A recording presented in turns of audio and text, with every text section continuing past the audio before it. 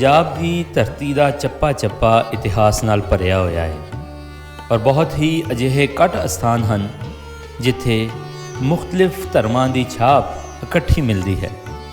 ਇੱਕ ਅਜਿਹਾ ਪਿੰਡ ਜੋ ਜ਼ਿਲ੍ਹਾ ਤੇ ਤਹਿਸੀਲ ਕਸੂਰ ਵਿੱਚ ਹੈ, ਇਸ ਦਾ ਨਾਮ ਕਾਲੂ ਖਾਰਾ ਰਾਮ ਥੰਮਨ ਹੈ ਔਰ ਇਹ ਅਸਥਾਨ ਬਾਬਾ ਰਾਮ ਥੰਮਨ ਜੀ ਦਾ ਅਸਥਾਨ ਹੈ। ਬਾਬਾ ਰਾਮ ਥੰਮਨ ਜੀ ਸਿੱਖ ਧਰਮ ਦੇ ਮੋਢੀ ਸਾਹਿਬ ਸ੍ਰੀ ਗੁਰੂ ਨਾਨਕ ਦੇਵ ਜੀ ਮਹਾਰਾਜ ਦੇ ਮਸੇਰ ਭਰਾ ਸਨ ਔਰ ਸਾਹਿਬ ਸ੍ਰੀ ਗੁਰੂ ਨਾਨਕ ਦੇਵ ਜੀ ਮਹਾਰਾਜ ਆਪਣੇ ਭਰਾ ਨੂੰ ਮਿਲਣ ਵਾਸਤੇ ਕਈ ਵਾਰ ਇਸ ਅਸਥਾਨ ਨੂੰ ਚਰਨ ਪਾ ਕੇ ਸੁਭਾਗੀ ਕੀਤਾ।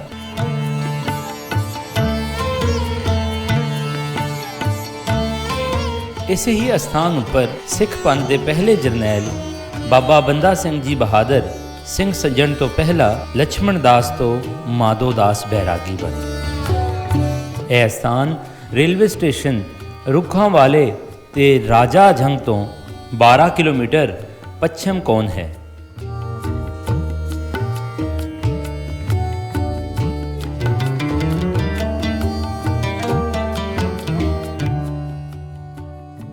ਬਾਬਾ ਰਾਮ ਥੰਮਨ ਜੀ ਦਾ ਜਨਮ 1 ਵਿਸਾਖ ਸੰਨ 1475 ਈਸਵੀ ਨੂੰ ਮਾਤਾ ਸੁਖਦੇਵਾ ਜੀ ਦੀ ਕੁੱਖੋਂ ਪਿਤਾ ਸ੍ਰੀ ਲਖਪਤ ਰਾਏ ਜੀ ਦੇ ਘਰ ਪਿੰਡ ਖੁਜਾਲਾ ਗੁਰਦਾਸਪੁਰ ਵਿੱਚ ਹੋਇਆ।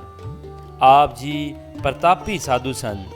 ਆਪ ਜੀ ਨੇ ਕਾਰੋਬਾਰ ਛੱਡ ਕੇ ਇਸ ਅਸਥਾਨ ਜੰਗਲ ਵਿੱਚ ਉਤਾਰਾ ਕੀਤਾ ਅਤੇ ਇਹ ਪਿੰਡ ਆਪ ਜੀ ਦੇ ਨਾਮ ਤੇ ਹੀ ਵਸ ਗਿਆ।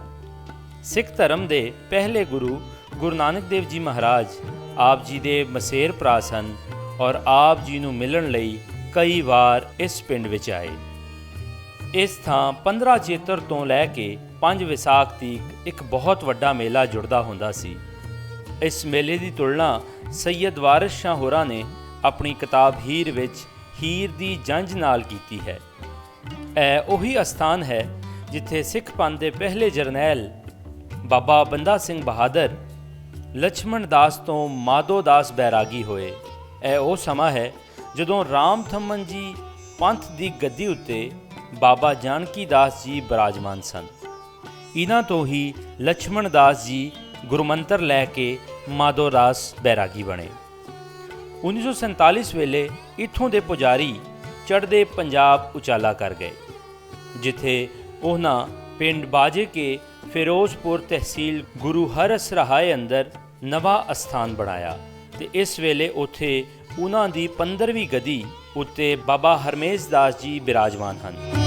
ਪਿੰਡ ਰਾਮ ਥੰਮਨ ਅੰਦਰ 15 ਚੇਤਰ ਤੋਂ 5 ਵਿਸਾਖ ਤੱਕ ਇੱਕ ਬਰਵਾਂ ਮੇਲਾ ਲੱਗਦਾ ਹੁੰਦਾ ਸੀ, ਜਿਹਦੇ ਅੰਦਰ ਹਿੰਦੂ, ਮੁਸਲਮਾਨ, ਸਿੱਖ ਅਤੇ ਈਸਾਈ ਮਤਲਬ ਸਾਰੇ ਹੀ ਧਰਮਾਂ ਦੇ ਲੋਕ ਹੁਮਾ ਕੇ ਆਉਂਦੇ ਸਨ। ਲੋਕ ਬੋਲੀਆਂ ਪਾਉਂਦੇ ਹੋਏ ਬਾਬਾ ਰਾਮ ਥੰਮਨ ਜੀ ਦੇ ਜਸ ਗਾਉਂਦੇ ਸਨ। ਬਾਬਾ ਰਾਮ ਥੰਮਣਾ ਤੇਰੀ ਚੌਂਕੀ ਭਰਨ ਕਵਾਰੇ, ਬਾਬਾ ਰਾਮ ਥੰਮਣਾ, ਜਾਂ ਫਿਰ ਤੁੰਬਾ ਵੱਜਦਾ ਥੰਮਨ ਨੂੰ ਜਾਵੇ ਤੇ ਰੁੱਖਾਂ ਵਾਲੇ ਢੱਡ ਵੱਜਦੀ। ਅੱਜ ਵੀ ਇੱਥੇ 1 ਵਿਸਾਖ ਨੂੰ ਮੇਲਾ ਹੁੰਦਾ ਹੈ ਤੇ ਇਸ ਮੇਲੇ ਦਾ ਪ੍ਰਬੰਧ ਪਿੰਡ ਦੇ ਮੁਸਲਮਾਨ ਵੀਰ ਕਰਦੇ ਹਨ। ਇਸ ਪਿੰਡ ਦੇ ਵੀਰਾਂ ਨੇ ਇਸ ਅਸਥਾਨ ਨੂੰ ਬਹੁਤ ਹੀ ਸਾਂਭ ਕੇ ਰੱਖਿਆ ਹੋਇਆ ਹੈ। ਹੁਣ ਤੇ ਅਨੇਕਾਂ ਧਰਮਾਂ ਦੇ ਲੋਕ ਆ ਕੇ ਮੱਥਾ ਟੇਕਦੇ ਹਨ। ਇਹ ਹੈ ਪੰਜਾਬ ਦੀ ਸਾਂਝੀਵਾਲਤਾ।